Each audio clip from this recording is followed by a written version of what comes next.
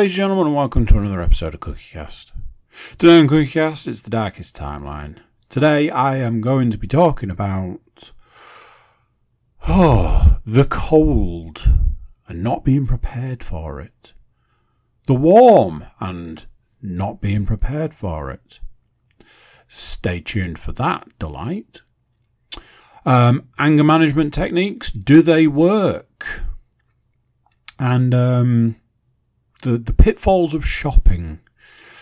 We've got all of the entertainment, the TV, the movies, the games, and the games.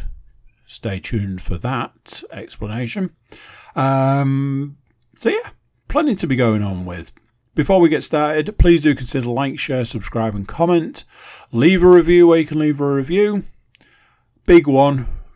We know the big one, don't we? Share the podcast around. That's the real one that helps us out the most. Word of mouth is a wonderful thing.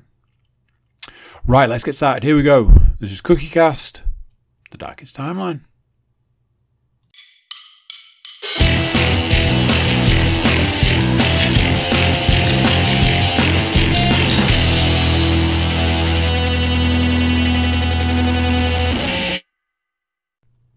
Hello. How are we doing, party people? We well? Good. Living our best lives. I say it with such conviction. I really feel it myself. I can only presume that you feel it too. Today's podcast has everything. Literally everything. Every single thing that I put on the this is what's in the podcast list. This podcast has it. Plenty of stuff from the week.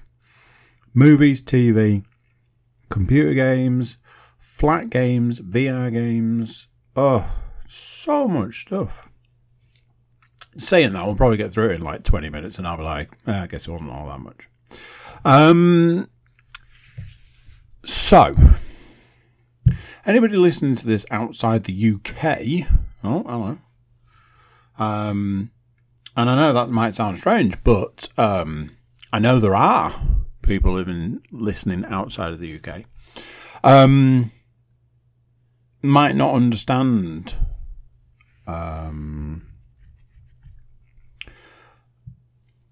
the way the temperature can change. And I know it's a big thing for us in the UK. We're like, you just don't get it, man. But it can go from one of the warmest days of the year to within a week / 2 weeks, you are switching to winter mode is what I would refer to it as. Now, it's one of those things, if you've listened to this podcast for more than 5 minutes, you will be blissfully aware that I am not the biggest fan of summer. And every time I say it, I have to go through this long-winded explanation for why that is, so that I don't sound like too much of a weirdo. But it's quite simple. Growing up for me, it was a simple case of summer brought with it a lot of things that I didn't like, and very few benefits. And as the years have gone on, that's not really changed. Or so I thought. This summer's been a weird one. It kind of came and went and was like, okay, that was summer. A lot of people complained about it. I was a bit in the camp of, I kind of feel like I survived. And that's off the back of previous summers where I honestly wondered whether I would survive. I don't like the heat. I don't like the hay fever. I don't like the fact that the hay fever couldn't affect my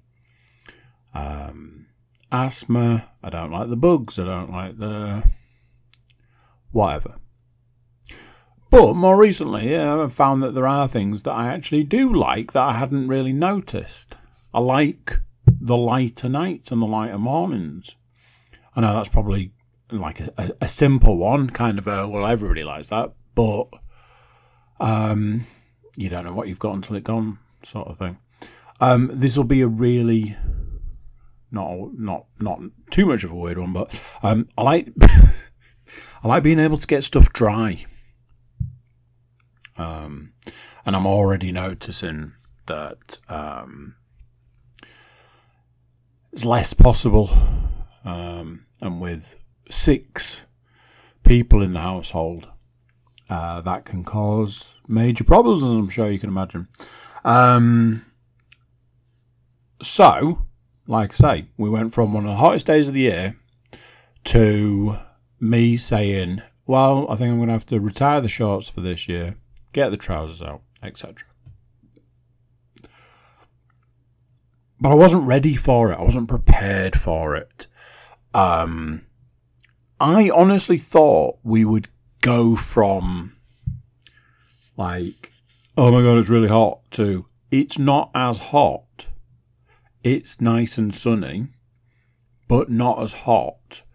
And we'd maybe get a couple of months out of that. Like I say, we didn't even make it 2 weeks. I heard that, for me, it's always that conversation where like you hear someone say, I've had to put my heating on. Now, obviously, that person is a certified lizard person. But I've written down, I was like, I wasn't ready for it. I thought we'd have got a bit longer. It's September. I remember years of like many moons ago, September was still summer. So I don't know if you ever move on from certain things in life. Like, to me, I suppose it was like June to September. But again, that was back in the days when you had like clear, defined seasons, which obviously we don't have anymore. We have summer and winter, and that's it.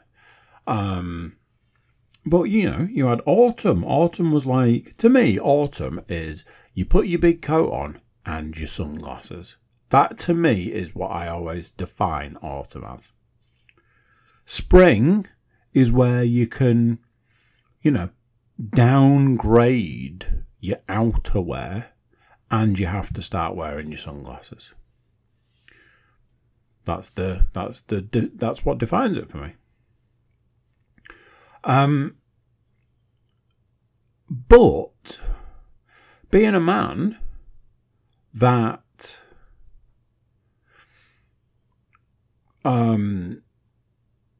not a fan of the summer, but has more recently found all these like little benefits to summer.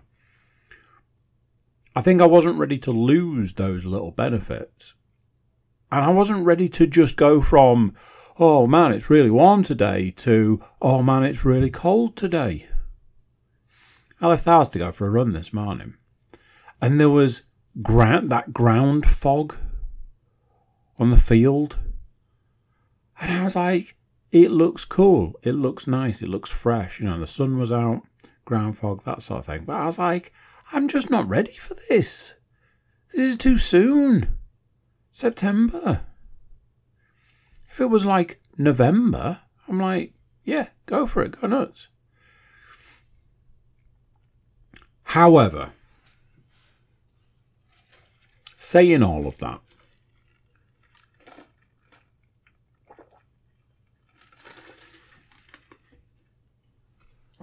I did have to retire the shorts.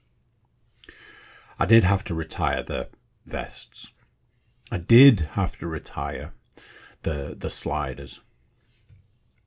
I noticed when I was, like, to me, in the house, I was about to say fashion. It's not fashion, is it? In the house wear versus outdoors is very different. You can get away with all sorts of stuff. Like, I'll wear a vest in the house in the summer. Not going to wear one out of the house. And I will wear a pair of socks with sliders. flip-flops, sandals, whatever you want to call them. But I wouldn't do it out of the house. But yeah, it was when I noticed that I was having to wear the socks. I was like, something's gone wrong. So I retired these items. I folded them, or put them in the wash, or folded like the clean ones and put them away, and put the ones that I was wearing in the wash. And then into the wardrobe I went. Out came the slippers. Out came the house trousers. Picked up a fresh house t-shirt. Picked up my brand new hoodie. And then went about the process of, pulling the socks up, putting the house trousers on, putting the slippers on, putting the t-shirt on, slipping a fresh, brand new hoodie on. And it felt like some sort of anime powering up scene, or some sort of like Iron Man suiting up moment. I was like, winter mode activated. So I'm like, okay, I'm in winter mode. I'm in my hoodie. And honestly, it is my favourite. Yeah, I had a conversation with somebody where they were like, "Oh God, I can't be doing with the summer. My favourite item of clothing is a hoodie," and I was like, "Me and you are in the same camp." So, I put all of my summer stuff away, got all my winter stuff out. Engaged winter mode. So what happened? You know it. So we were promised this sort of like this Indian summer. I always feel weird saying that. I don't know, like sort of the.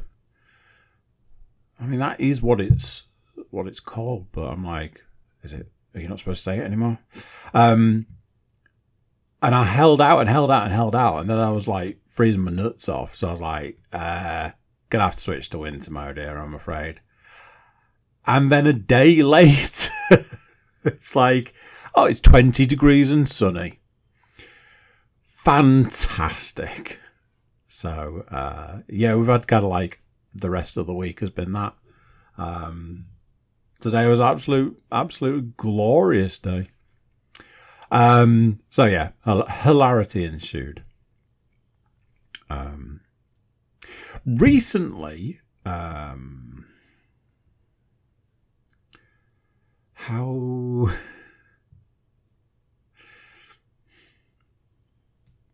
do I explain this? Recently I have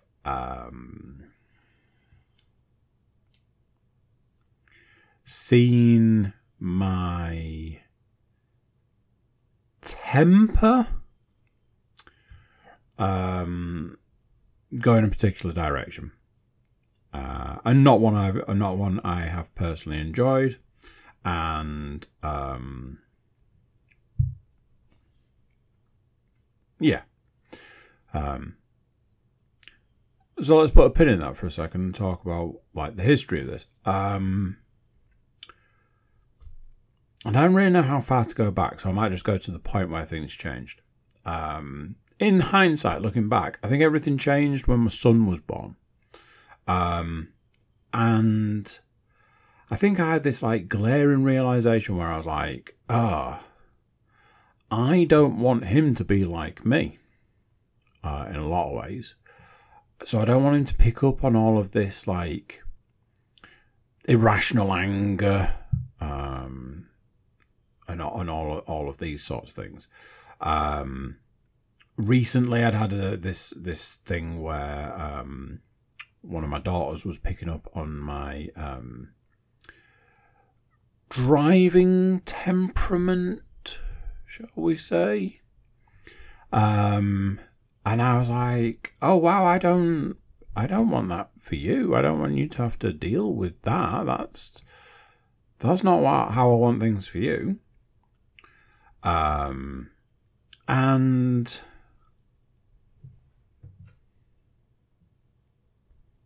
from a certain perspective, I was like, I just don't want, especially recently, and it's not even like I've had to try. I just didn't want that to be a thing. So for ages, I didn't have any of these like explosions or any of these meltdowns. And I know anybody who's listening to last week's podcast will remember the conversation about me going full-blown nuclear. I can't even think what it was now. Probably some road rage incident. I've kind of not had to really focus on it. And I was like, how weird the simple act of, I say simple act, but just like having a son and me being like, I'm not angry anymore. I'm no longer angry. Because I don't want him to be angry. And that was that. It was literally that simple. It just evaporated. At some point, somebody said something about me being an angry person, and I was like, I don't do that anymore. And they were like, I was like, name a time recently where I've, had an irrational meltdown or whatever. And they were like, no, that's a fair point, actually. That hasn't happened. So that was that. And then recently there'd been a couple of points in time where that had not been the case. And I hadn't gone full-blown shouting, screaming or whatever. But I had gone high stress, maybe. And noticing it and recognising it and sort of sensing it and feeling it, I was like, I don't like this. And literally, as if by magic, I was presented with 2 or 3 anger management techniques. One was from a book I read. One was from a podcast that I listened to. And one was from a video I saw from somebody who I've listened to podcasts, read books from, followed along in a sort of sense. They all arrived similar sort of times. And I kind of felt like they were sort of the universe's way of saying, hey, let's just rein that one in, shall we? And if you are struggling, here's some techniques. What I can say is, of the 3 techniques, one of them did not land. But if there's been a situation where I've been a bit like, ooh, it has come up. So I kind of think, oh, maybe it works in a different way. So I read a book, and in the book, the person, the main character is always in high stress situations, like super, super high stress situations. And when something bad happens, they had a little saying. And it was like a simple, almost like a child's nursery rhyme, but to do with anger. And I kept reading it, and it kept turning up in this book, and I was like, that's not a bad little mantra to have, like a little rhyme to keep on hand in situations where you're trying to calm down. So I took it, I put it in my back pocket, I kept it on hand for future situations where it may be needed. There is a problem. In the book and the way it feels, it is for the after. So in a situation where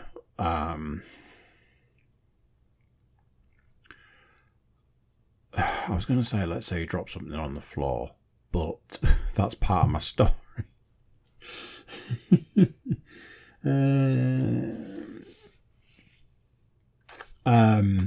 Let's just say something goes wrong.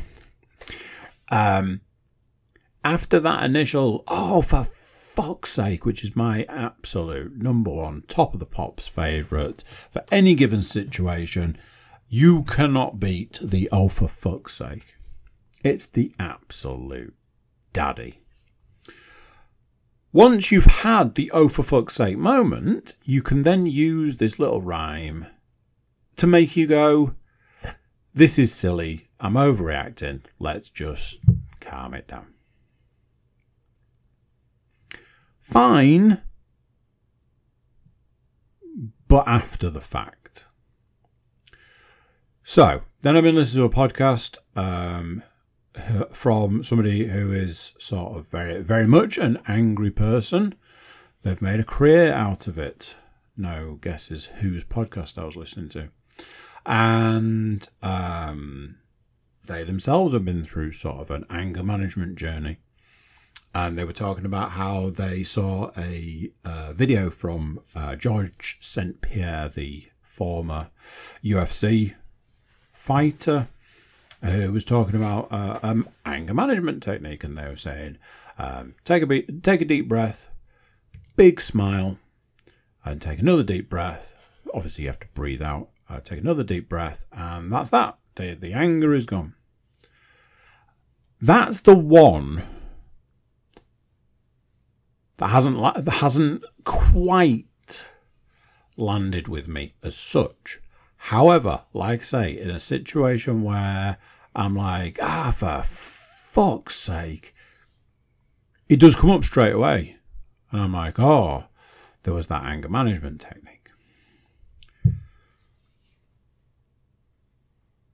Problem I had is that I needed something that was going to interrupt the flow, stop it before it happened kind of situation. So, as if by magic, video popped up in my feed, my timeline, on my page, whatever you're supposed to say about spending too much time on social media. Video pops up by somebody I follow, and I've followed for quite some time. Somebody that I respect, even though it's not one of the, I don't know them, I've never met them, but I've read books and followed along on podcasts and kind of followed their journey. And they said something in this video, and this video was literally a minute, which nowadays is some ways average, some ways short for these like social media snippets. And a lot of them, you've got shorts and things like that, so short makes sense. But they were saying, what kind of a man are you if you can't control your emotions? And I was like, Like, what does it say to other people if you can't control your emotions? Tells other people that you are out of control. Is that the message you want to send to other people? Is that? And when it was like saying about the message you send to other people, I put that terminology, that sort of mentality into, is that what I want to show my son, my daughters, or anybody else? A bad thing happened, a bad situation arose, an accident, etc. And rather than me dealing with it in a rational, adult, mature way, I decided to have a hissy fit, shout, scream, F and Jeff. And I was like, you've got a point there. So I don't know if I talked about this, but I put all this time and effort into making this pizza. I've been into making pizzas as well as baking recently. Pizza is my thing. And yeah, you know, it's bringing me a level of enjoyment along with baking. Ultimately, none of it is to do with the food side of things. I just keep, like, people keep saying to me, why are you doing so much baking, or why are you doing so much cooking, or why are you doing whatever? And all I say to them is, I'm working through some demons. And that's what it is. The weirdest thing, the absolute weirdest thing is, I don't know what demons they are, and I don't know why. I made a pizza. It was perfect. Not tooting my own horn on that one. I can send you pictures if you'd like. I cut it, I dropped it, and I dropped it on the floor face down. And every part of me was like, it's time to scream and shout and F and Jeff and curse your life and curse. It always happens to me. There's always, you know, just when you think you can be proud of an achievement, always something happens to take it away. And all of that started going through my mind. And then that video appeared in my head.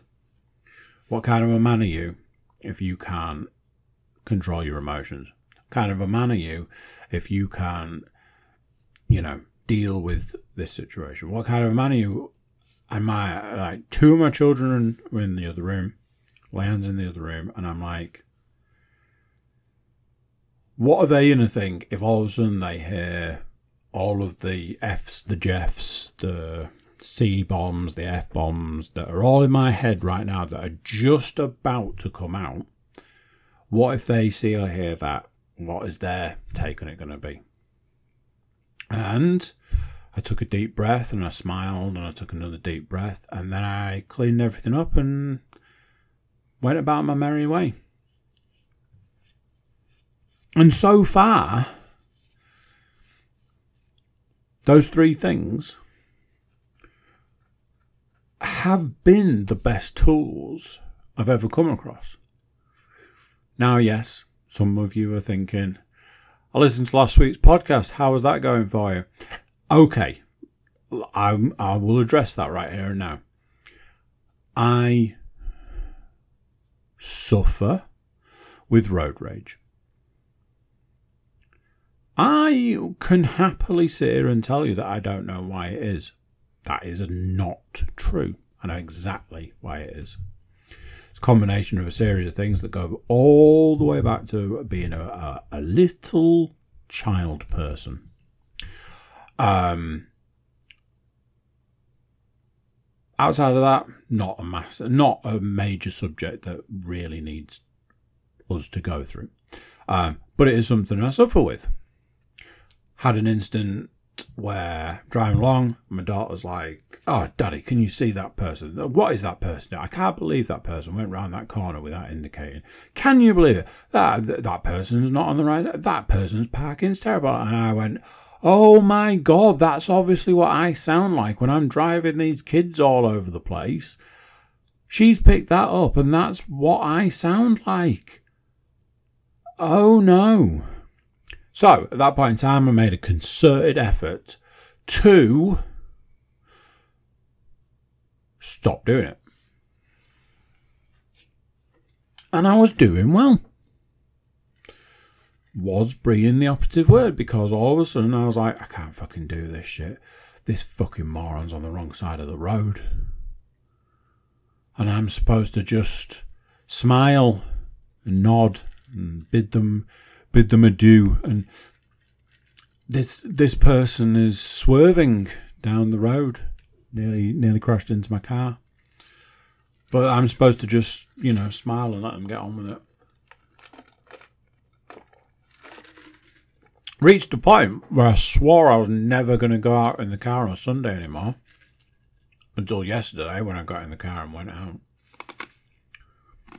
So I tried my absolute hardest. This went up for quite a while, 2 or 3 weeks, and I was like, you know, it's hard, it's difficult. I'm really, really trying, but I am doing it, and I'm achieving it. I'm doing well. And then it just got too much. And I was like, I can't do this. I think I'm going to give myself some sort of aneurysm. And that was the end of it. But it wasn't the end of it. Because I can't do this. I can't keep on like this. Like I said, I'm talking about giving up driving 1 day a week because of how bad it is. I don't know if that's necessarily the answer.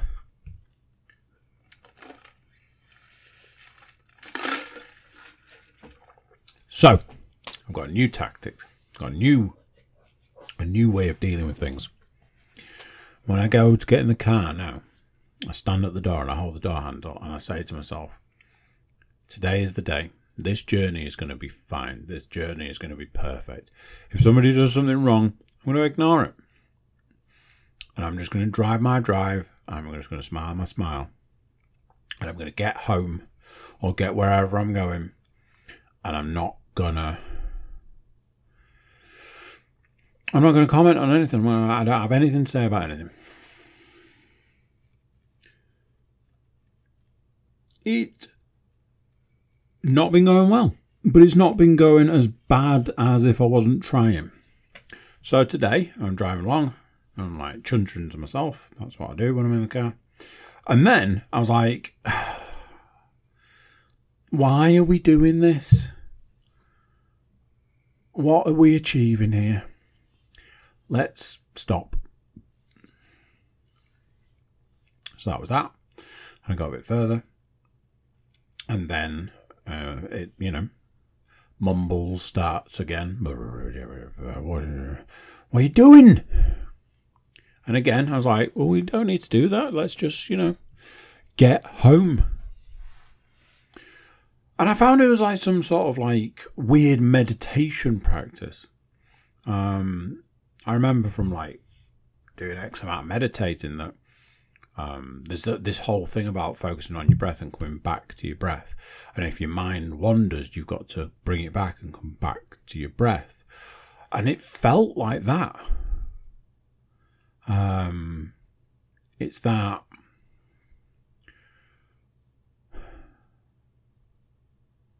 just trying to bring it back.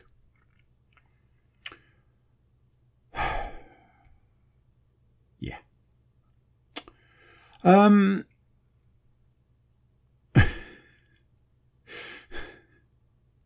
bought a coat. Oh dear.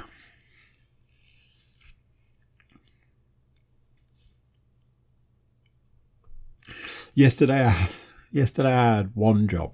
Okay? One job. The job was, whilst my youngest daughter was at a birthday party, I had to take all the other children and go to a shop so that I could get my eldest to look at a pair of trousers. That was it. That was the only job. It didn't start great because I didn't leave the house in a timely manner. I'm there, mooching around, milling around, not really chivying anyone. I'm like, yeah, we got plenty of time. They're off to a party. We just need to go and look at some trousers. It's fine. Leon's like, shouldn't you have left by now? Like, why? He's like, well, the shop will be open soon. Like, and? Got plenty of time. Got ages. No problems. I park and I went, right, we need to go quick because we've got 35 minutes. The whole time I'm like, why is this a thing? But anyway. So, we're going to the shop. And I said, ooh, a sale. And I had every single intention of looking in the sale for do they have a pair of these trousers in the sale? That'd be great. They did not. However, they had a coat, a jacket. And I went, ooh, look at this. Isn't this funky? And would you believe it? It's in my size and it's reasonably priced because it's in the sale. Wow, that's cool. I was like, here, hold this coat hanger and this coffee. Let me try this coat on. And I tried this coat on and I went, that's interesting because it says it's in my size. It absolutely is not. I can't move. There was a severe role reversal because my daughter's like, no, you have to move your shoulders down, unzip the top bit. And I'm like, this is what I should be saying to you when you're, if you were trying stuff on, I'd be saying that to you. This is not the situation. I'm the parent here.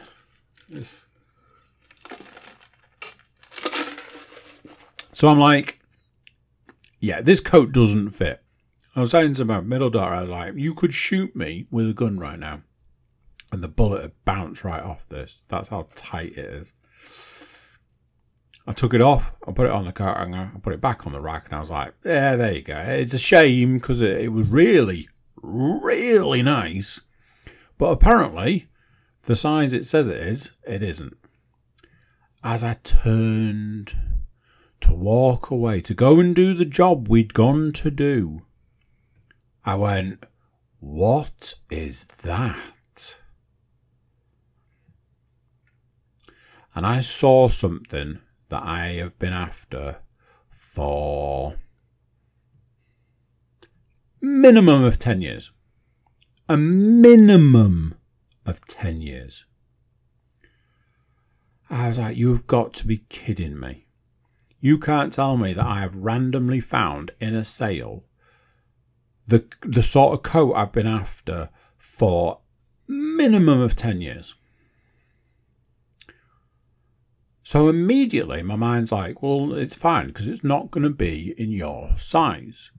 Because as we know, the sizing in here is completely wrong. I picked it up and I went, what size is it? I was like, you have got to be joking. It was, in theory, 2 sizes bigger than it needed to be. And I'm like, this is insane. I was like, okay, so the next thing on the list is it's got to be hundreds of pounds even in the sale. It wasn't hundreds of pounds even in the sale. It wasn't cheap to a degree, but it was in the sale. I'm like, where is the catch? Here's where things went wrong, and that's not an understatement, but here's where some part of the story went wrong.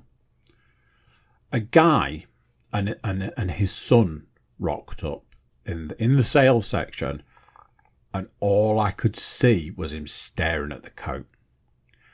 And there was a point where I honestly thought he was going to say, are you putting that back? Because he's just laser focused on this coat. I tried it on, it fit, it was massive on me, big hood, it goes down like past my knees, it's massive. Bearing in mind, 2 weeks ago I took the dog for a walk Sunday morning and then took my son to play football, and it rained torrential rain for the entire time. All I could think was, if I'd have had this coat back then, I'd have been saying to the other parents at football, wait, what? It's raining? I didn't notice. It's that kind of situation. I said, this was the point where I was like, if I put this coat back on that rack, it won't be there by the time we finish looking in the shop. And I need to make a decision on this coat because, as we all know, I can't buy stuff for myself anymore. That is a hard, fast lie. But there is a difference between an 89p game and a £50 coat. So I was like, look, we have to take the coat with us whilst I mull over the situation. So let's go and do the job we actually came for, which is to go and find these freaking trousers. We go. We find the trousers. the colour's right, the material's wrong. So ultimately,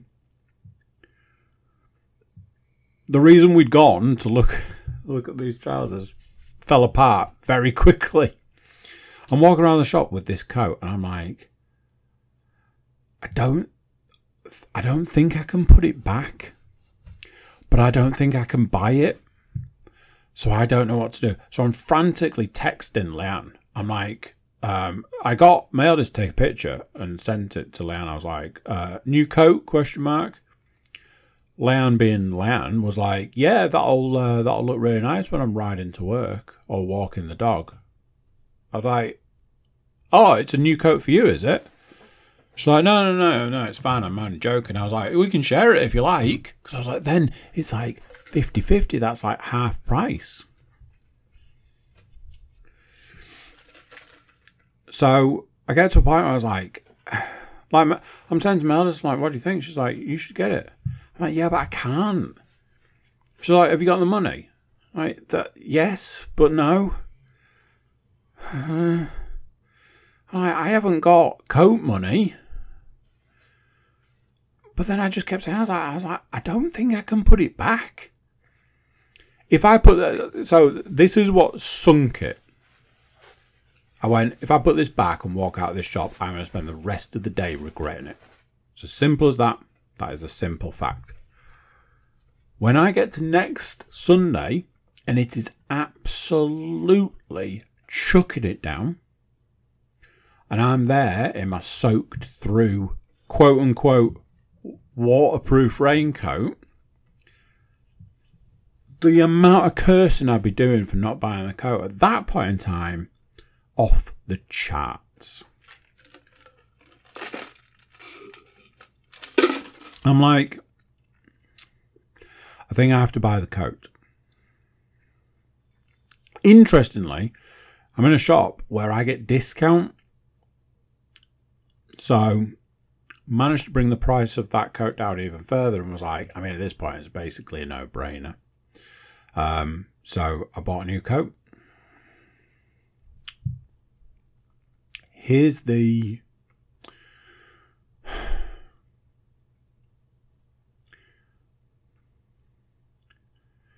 bit where it gets real weird. The story takes a real weird twist right at the very end. Last night, I had to walk the dog. It was raining. Not a lot, but it was raining. I went, this is a perfect opportunity to take my new coat for a test drive. At which point I put my old raincoat on and went out the door. The whole time going, huh? And part of me was like, I don't know, I can't explain it. I don't understand it myself. Another part of me was like, yep, I don't get it either. Perfect opportunity to test drive the coat. Why aren't you wearing it? I was like, I don't know. So yeah, real weird situation. I'm going to come on to talk about, like, you know, the entertainment stuff, games, the movies, the TV, etc. And one thing in particular which I was super excited about. It did bring back a subject I've talked about previously, which is why we have to give up the best hours of the day.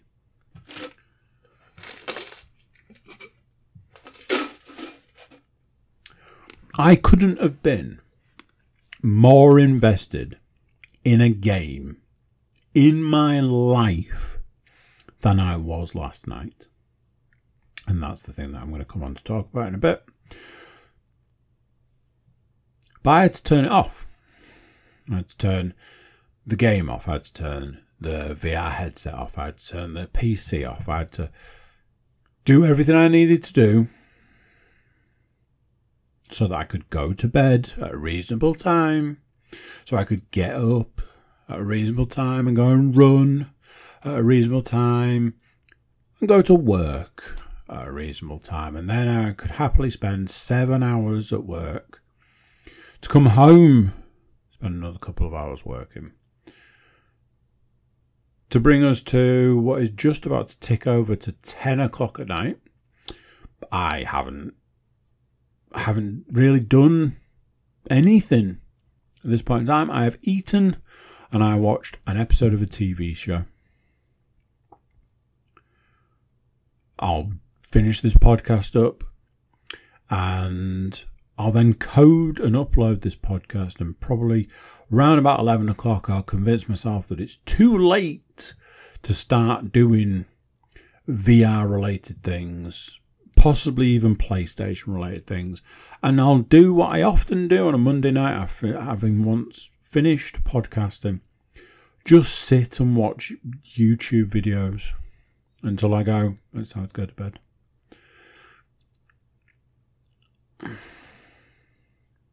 I was like, maybe I'll take a holiday day. Maybe I'll take a holiday day and I'll stay up late one night. And I'll stay up late. And the next day I'll get up early. Stay up late, get up early. That's a great combination. And I'll do all the things that I always want to do. I'll get up early and go for a run and come back and walk the dog and go and have a round of golf and come home and play computer games all afternoon. Play computer games, watch TV and watch movies in the evening. Stay up nice and late. Go to bed. Get up and go to work and have that one day of 365 days, just one day where just do all the things I never get the opportunity to do because, you know, somebody decided that you have to give at least 7 hours of every single day, the most productive 7 hours of every single day, to who knows what. And then I was like, what am I thinking? I haven't got any holiday days. I can't afford a holiday day. I've got all those holiday days that I get every year. They're all accounted for. So I can't do that. You comprehend how miserable it is to then have to go to bed and set all of those wheels in motion to do all the things that I previously mentioned.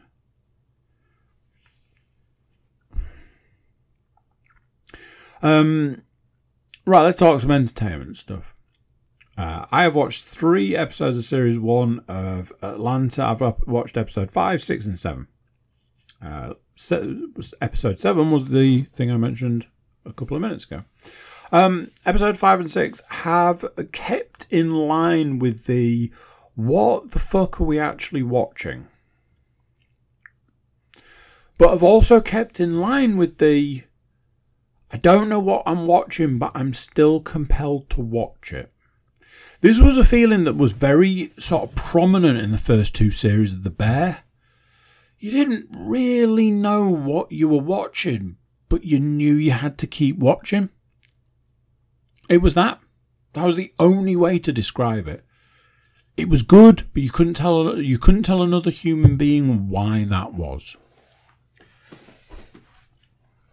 Atlanta's been like that. So far, it's been very much I'm enjoying it, but I don't know why.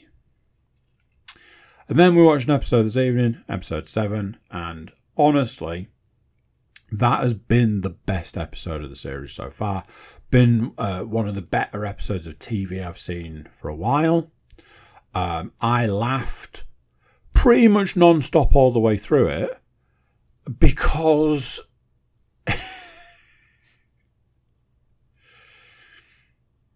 it was very much shining a very big spotlight on some very large cultural issues of our time. And the spotlight had also like comedy attached to it, which is always a bit of a double-edged sword. It often doesn't go down well, but I like a good laugh, and it made me laugh. So that was that. It's good. Like I say, this episode was fantastic. As a series, it's good, but I can't tell you why.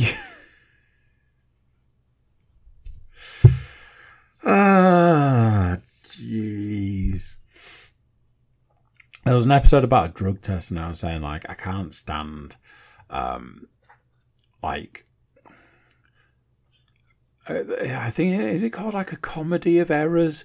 Where it's like, oh no, this thing that could have quite easily been avoided happened. And you're like, it could have easily been avoided. So it's only happened to further the story. It's that kind of thing. That episode was a little bit annoying because the entire time I was like, but why would any of this have happened? You wouldn't do any of these things. These things were only happening to further the episode. But yeah, still fun.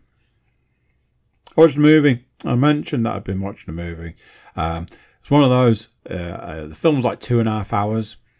And 2.5 hours is 5 treadmill sessions. And the way my week pans out, 1, 2, 3. It's like 3 or 4 treadmill sessions a week. Which obviously, if you need to do, let's say you need to do 5 to watch a movie, and you've only done 3 in that week, that's going to take a couple of weeks to get through a movie. And that's what happened. I watched the Elvis movie. Honestly, it's one of those I feel like I could do an entire podcast on this film alone, but I don't have the time to do that. So we need to sort of get through it. Lots of pros, few cons. Pros. I recently listened to a podcast that Austin Butler was on talking about the process of getting into the character of Elvis and Elvis in the different portions of his life. There was stuff about like doing prep for a year, and I'm like, come on, you did not prepare for this role for a year. And ultimately, there was a lot of talk about how, like, you know, a role like this makes or breaks you. More in the breaks you column. If you get it wrong, you're gonna get crucified. I watched that film, and that guy did a phenomenal job. There are points in time in that film where he is Elvis. There are points in time where they catch the right angle, they've got the right look. It's just him. The makeup and the wardrobe department, absolutely phenomenal work. So he's great in it. What's not great is I am not a fan of Tom Hanks. I can't really stand him. And with anybody like that, there are those things where I think you can still enjoy films with people in. There are films that I like. It's almost despite the fact they've got Tom Hanks in. Forrest Gump. I used to enjoy a lot of like Tom Hanks's early work, his comedic stuff, Big, Money Pit, stuff like that. But in later years, I just have no time for him. So to put him in what is arguably the bad guy role was kind of inspired in some ways, because I can't stand him, and the character he played was truly a vile, disgusting, horrible human being. So, you know, some would say great casting. Some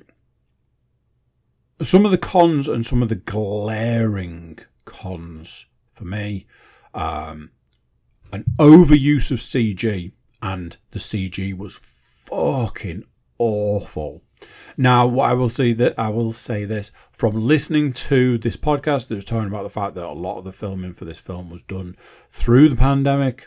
And obviously that's going to have made things difficult. I imagine they've had to make do with, let's just CG this rather than filming it. There are points in time where I feel it was a choice rather than a must. Like, rather than it being forced upon them, I think they've chosen to do it, and I really wish they hadn't. It looks truly awful. It looks horrendous. If you have seen the film, or if you're going to watch the film, if you plan to watch the film, the airport scene is one of the things I'm referring to.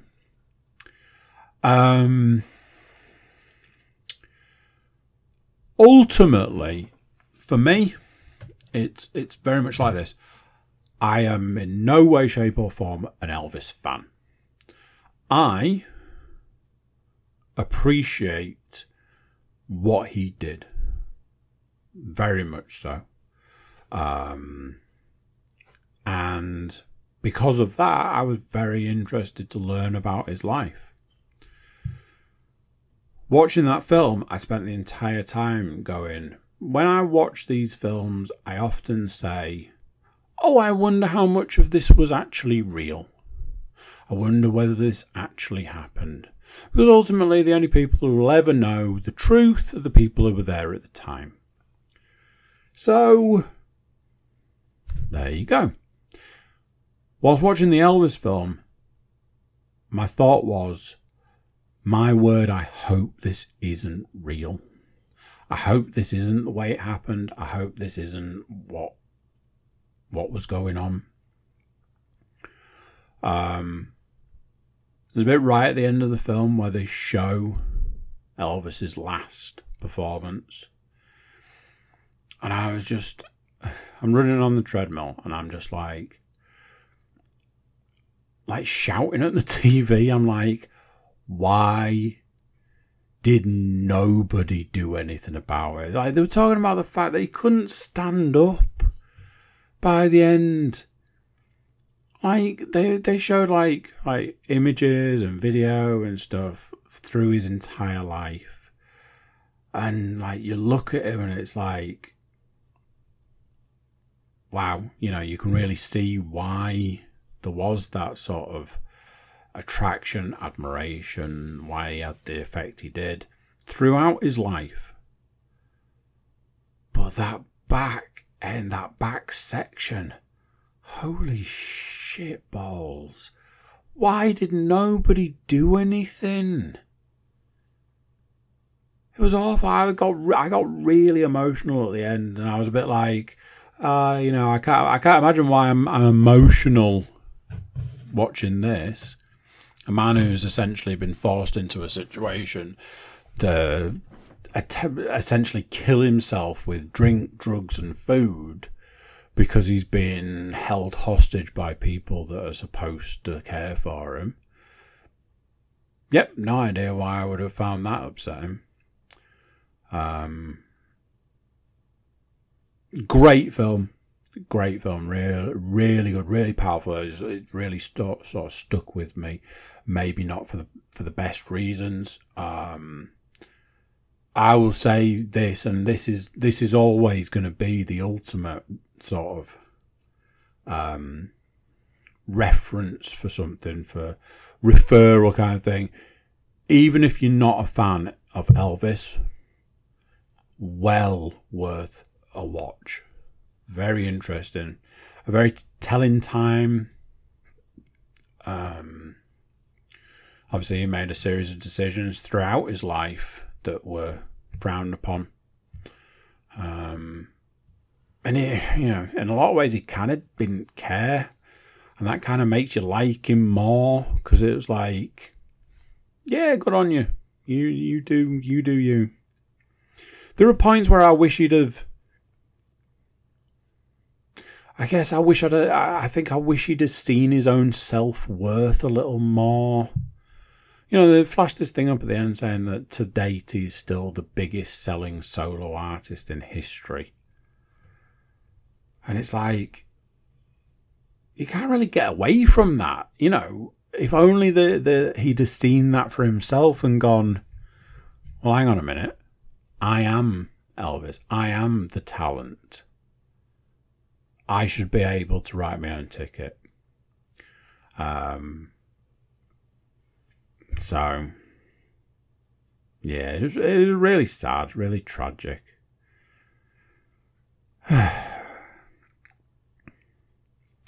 Computer games, lots and lots of computer games. For a man who complains about having no time.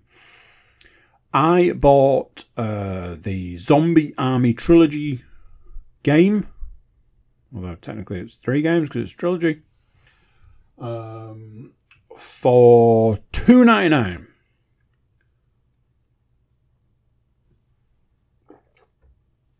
To play on the Steam Deck. I bought it. I started playing it. It's made by the people that make Sniper Elite. And it's got characters from Sniper Elite in. And I started playing it on the Steam Deck and I went, this game is great. I love the Sniper Elite games. And I can enjoy that whilst killing Nazi zombies. Who could ask for more? I got so far and I went, I tell you something, this would be great on the PlayStation. I've got to stop buying stuff on Steam to then re-buy it on the PlayStation when I decide it's good. This was not one of those cases where I was like, oh, how much is it? Oh, it's £4.50 for the next 2 days, and I've got money in my PlayStation wallet. Well, I guess that's a no-brainer. I bought it on the PlayStation, and I kind of regretted it. Sort of. So playing it on the PlayStation, big, 55, 60-inch TV, playing it on the PlayStation, sat in the comfort, playing it, and I'm like, oh, what's that noise? Playing it a bit more, I'm like, oh, what was that noise? Realising that switching from the Steam Deck to the PlayStation, all the sound is in surround sound. So it sounds like zombies are talking to me from, like, different rooms in the house. And I'm like, I don't like that. Because, I often play games late at night. And then when the freaking stuff starts talking to me out of the controller, out of the speaker in the controller, I'm like, I'm not sure how I like this. It's very good. It's a very enjoyable game. I'm enjoying it a lot. I could have got the 4th one while they were all on sale, and I didn't. And now they want like 33 quid for it, whereas they wanted a £5 for it one day last week. I was like, probably missed out on that one there.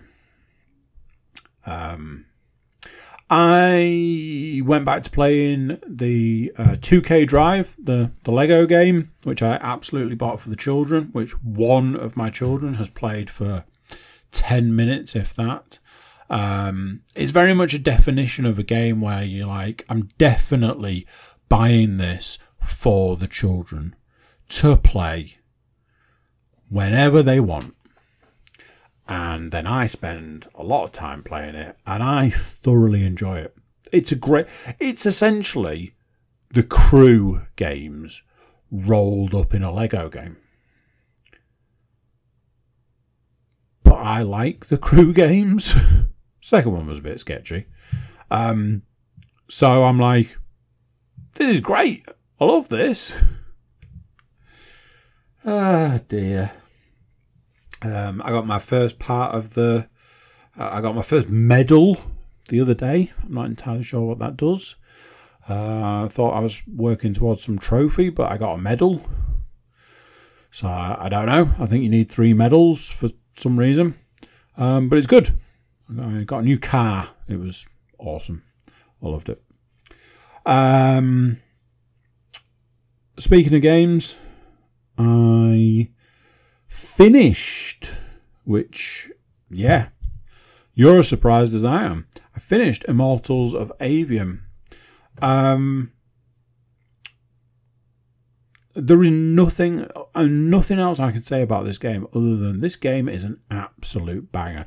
I saw it on a video for Hidden Gems, games that have just been completely overlooked, which were actually really good. And I watched a video and went, yeah, that looks all right. And then I found that I could get a trial. I've said all this already. I know I'm rehashing it. I got a trial. I played it for a couple of hours, and I'm like, this game is really good. I'm really enjoying this. How much is it to buy? And it was silly money. It was like 30 quid on the PlayStation, but it was less than a tenner for the PS5 version on Amazon. I ordered it. It turned up. Got it installed, and away we went. And I don't necessarily think I have a bad thing to say about that game. It looks great. It's got a good story. It plays really well. It's that first person shooter without a gun kind of mentality. It's just a solid 7 out of 10. And honestly, I keep saying this, I will take your hand off for a 7 out of 10. There was an option to play New Game Plus, which I usually jump at the chance of playing New Game Plus. But I had to say no. I had to say, look, let's be real here. I've got a lot of other games to play, so I'll leave that there for now. Part of me wonders whether I just look at like trading it in, although that's not even a thing anymore, so I don't know. I'll have to send it off somewhere. CEX, I suppose they still do it, because I look at the game backlog I have at this point in time, and I reckon I've probably got 30 years of games, with the addition of like buying Steam stuff, the Humble Bundles, the Steam sales, X number of things I picked up on the PlayStation that I haven't finished. I've probably got 30 years worth of games at the moment. So I'm a bit like, I don't ever see me having the time to go back to it. So it's that kind of thing. Absolutely a game that's worth anybody's time. It's as simple as that. I thoroughly enjoyed it. I played it. I finished it. Finishing it in itself is an achievement, because there are a few games I've finished recently. And when I say recently, I mean this year.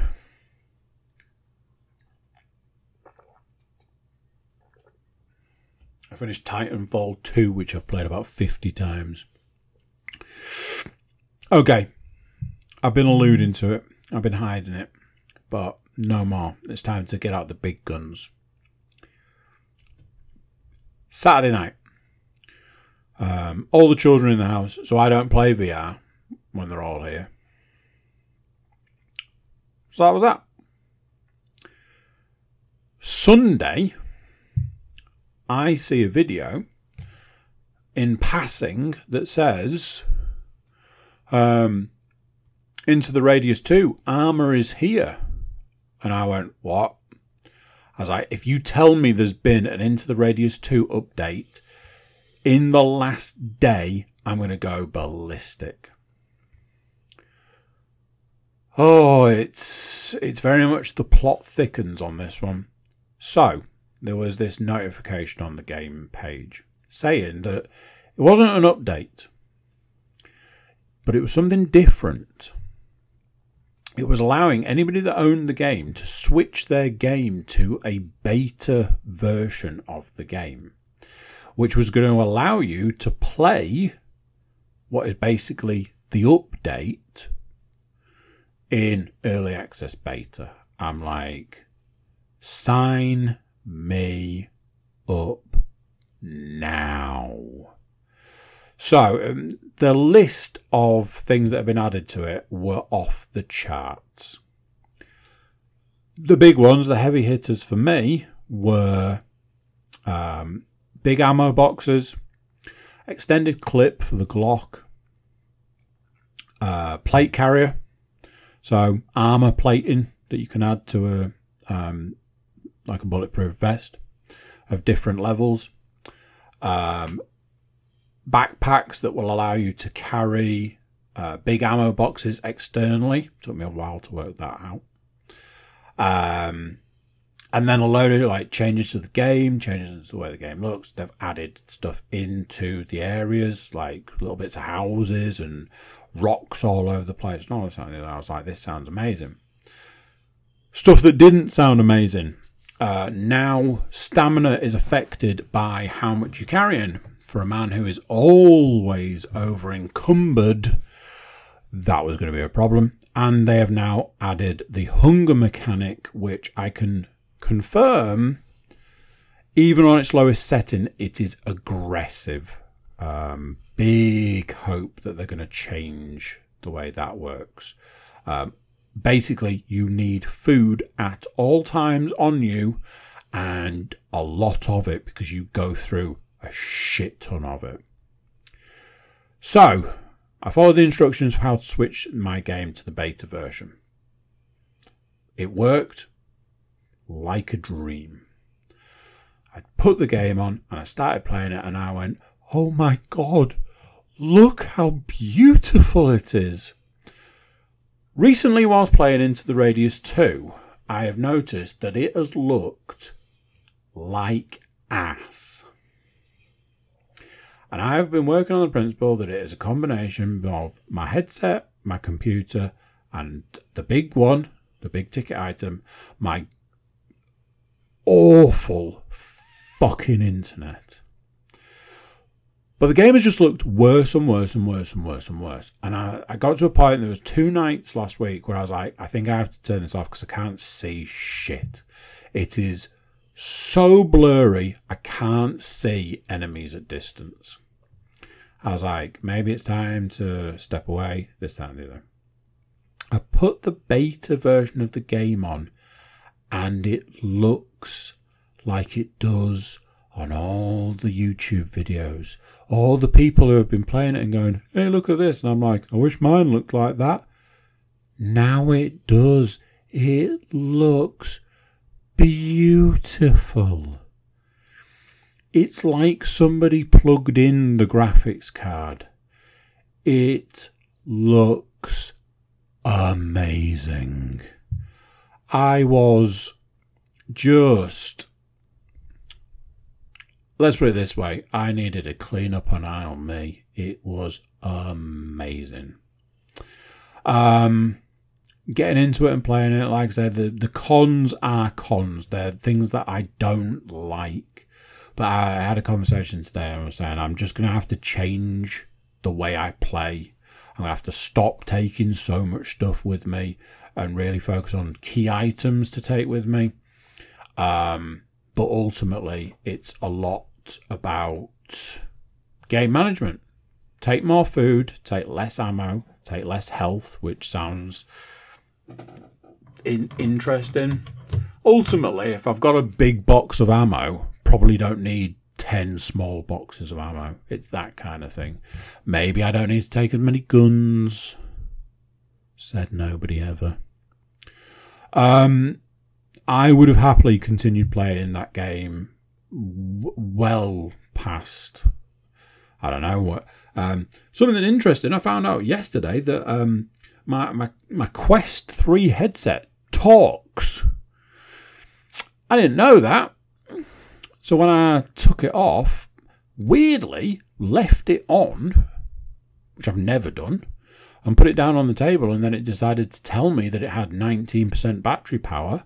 And I went, it's 11:45 at night and I didn't know you talked, so I'm just going to go and change these trousers real quick. Don't talk to me in future. Early days with the beta. I'm worried that now I've told you guys how glorious it looked, that it's going to look like ass from now on. I am going to do... Honestly, I think I'm going to do a full playthrough in the beta. I've started a game from scratch. I saw a video that said you can transport your current save into the beta, which I did, and I went, cool. I've got the last level to do. I've got the last mission to do. I don't know if I feel like I'm going to get a real feel for the beta by doing that. So I split the profiles. I've got a nearly finished profile and a brand spanking new profile. So plenty to be going on with. And honestly, like I say, it was an absolute joy to play. So not going to be much of a hardship. So yeah, there we go. That is the podcast for this week. Some of the stuff that I've spoken about, I will keep you updated with. But other than that, I'll catch you next time. So there you go. What do you think of that? Another one done. Another one gone. Big thank you for watching. Big thank you for listening. Big thank you for being here. If I could ask you to do small favours, tiny favours. If you haven't already, please do consider clicking that like button. Clicking the subscribe if you haven't.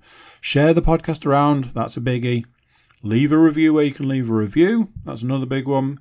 And check out the website, thecookiecast.com. There we've got social media links and an email button, and that way you can get in touch with us. Tell us how you're getting on. Tell us when you're coming on the podcast, etc., etc., etc. Big thank you for watching. Big thank you for listening. Big thank you for being here. Until next time, I'm going to say bye, and I'll see you then. How awesome is that? So awesome. You got to like, share and subscribe.